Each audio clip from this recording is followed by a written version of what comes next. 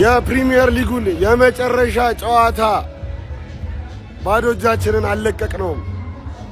የብሩኖ አሲስት ላይ አንድ ጨመርንና የአሲስቱ አለቃ የዩናይትድ ተጫዋች ሆነ። በስተመጨረሻ ግን ይደብረኛል አሁን ያለ ፕሪሚየር ሊግ ማለት ገብርኤልን ይደብረኛል። በጣም አሪፍ አመት ነው ያሳለፍነው። በጣም ነው የምወዳችሁ ሙሉ የእግር ኳስ ቤተሰብ። ገብርኤልን አልገባችሁም ማለት ነው። በዚህ በሚንኮሻኮሽ ጭንቅላት ውስጥ እግር ኳስ ባይኖር አስባችሁታል? እኔው ዩናይትድ ብራይተንን 3-0 በሜዳው ግልብ አድርጎታል። እኛ ማንንም አንሰማም። እዛ ዋንጫ ልገባ ነው ምናምን እንዳገባ አይመለከተኝም። የፕሪሚየር ሊጉ ቻምፒዮኖችን አሁንም እንኳን ደስ አላችሁ። እግር ኳስ ነው። እኔው ብዙ ቪዲዮዎች ይኖሩኛል ስለ ውድድር አመቱ፣ ግን ወዳችኋል።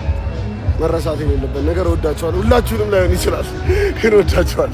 እንግዲህ ዩናይትዳውያን ኃያላውያን ፈስፈስ ከሚሸጥ ዋንጫ 21 አሲስት 1 ሚሊዮን እጥፍ ይሻላል። አንድ ሰው እንዳይከራከረኝ። በቃ ስንት አመት ሙሉ እንግሊዝ ፕሪሚየር ሊግ ተዘጋጅቷል። ስንት አመት ተጫውቷል። 21 አሲስት ያደረገ የለም። ዋንጫ ግን በየአመቱ ይበላል። አንድ ሰው እንዳይከራከር። ቀጣይ አመት ደግሞ አንድ ከባድ ትልቅ ቻፕ ያለው ተጫዋች ይፈልጋለሁ። ሙቤሙ ማለት ተብሏል። ትንሽ ቀላ ያለ ሰው ከዛ መሀል ሜዳ ያፈነግዳል። ዋንጫችንን እንበላለን። ለዘንድሮ ታገሱ። እንግዲህ ኑሮን ያለማንቼ ግፉት ብያለሁ። ጀማ እንዴት እንደሚሆን አላውቅም። ኑሮን ያለማንቼ ግፉት። ወዳችኋለሁ። ይመቻችሁ። እኔ ከመምጣቴ በፊት ፕሪሚየር ሊጉን በልተሃል። ከዚህ በኋላ ግን መብላት የሚባል ነገር የለም። ታላቁ ማንቸስተር ዩናይትድ ተመልሷል። እኔ ከመምጣቴ በፊት ኬዲቢ እና ቴሪ ዳንኤል ኦንሪ የአሲስት ኪንጎች ነበሩ። አሁን የአሲስቱ ኪንግ ካፒቴን ብሩኖ ሚጌል ፈርናንዴሽ ሆኗል። 30 ጎል ኮንትሪቢሽን፣ 21 አሲስት፣ 9 ጎል። 21ዱን አሲስት ማድረግ አልቻሉም የአርሰናል ተጫዋቾች ቡካዮ ሳካ፣ ኢዜ፣ ራይስ እና ኦዲጋርድ ከብሩኖ እኩል አሲስት ማድረግ አልቻሉም። ይህ ተጫዋች ስላለን እጅግ ደስተኛ ነን። ብራይተንን ለጠለጥ ነው፣ በሜዳው ለጠለጥ ነው። ሰከንድ ሃፍ ዩናይትድ ይለያል። ለማንኛውም የ2026 የእንግሊዝ ፕሪሚየር ሊግ አሸናፊ ማንቸስተር ዩናይትድ ነው። ካሪክ ከመጣ በኋላ እንደ ካሪክ ብዙ ነጥብ መሰብሰብ የቻለ አንድም አሰልጣኝ የለም። ዩናይትድ ይናፍቀናል። ፕሪሚየር ሊጉ ተጠናቋል። አብረር ብለ ማለት ነው። አርሰናል ዋንጫ ሲበላ ዘንጠ ትዞራለህ ማለት ነው። ትዞራለህ። በብሩኖ ሚጌል ፈርናንዴሽ ስም የሲዲ ስፖርት ጋዜጠኞች ዛሬውኑ ለመስዋዕትነት ይቅረቡ። በዘበዝ ጋዜጠኛ ስማኝ፣ በስሪፒስ የተጀመረ አመት ብራይተን አማነሻ ስሪፒስ ገባልሻ ብለን ጨርሰናል ነው የምልህ።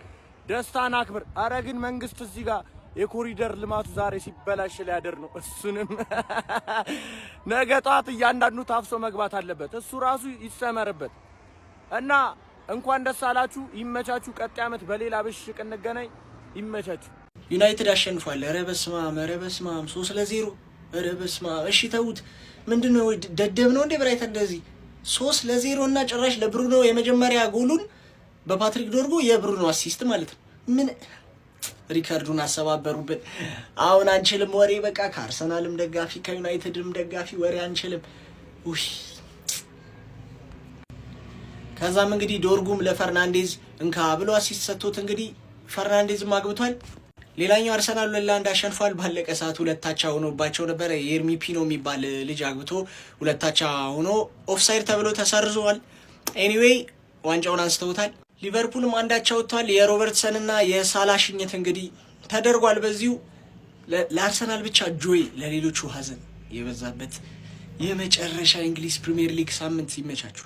ያውሩ ስራቸው ነው። ያውሩ ይኸውልህ፣ ይፈትፍቱ ስራቸው ነው። አንተ ስራህን ስራ። ይኸውልህ ብሩኖ ማግኒፊኮ ትለይ በስተመጨረሻም ተብለ ነበር እኮ ተወርቶ ነበር። ያውሩ ስራቸው ነው።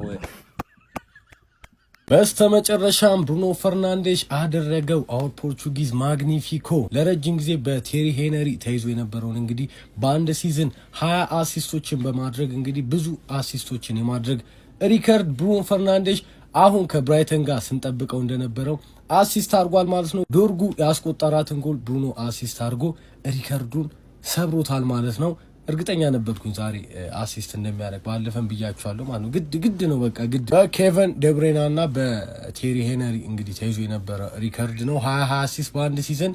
ከዛስ ብሩኖ ፈርናንዴሽ አባቢ ምን ሆነሃል? ገና ሰከንድ አፍ ሌላ ይደግማል ነው አርቆ ነው የሚሰቅለው እያልኩ ነው። ምን ሆነሃል?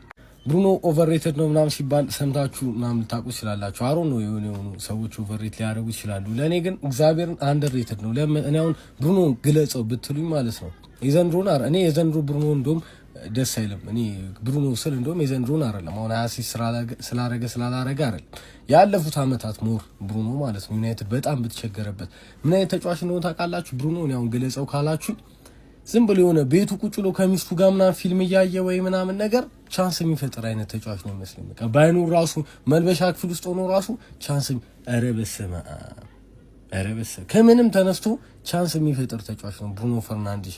ይመቻችሁ። ፍሬን ነው የምልህ የቀጣይ ዓመት የዋንጫ ቡድን ማን እንደሆነ ተረጋግጧል ማለት ነው። ክለባችን ማንቸስተር ዩናይትድ የቀጣይ ሲዝን ዋንጫ አሸናፊ መሆኑ ተረጋግጧል።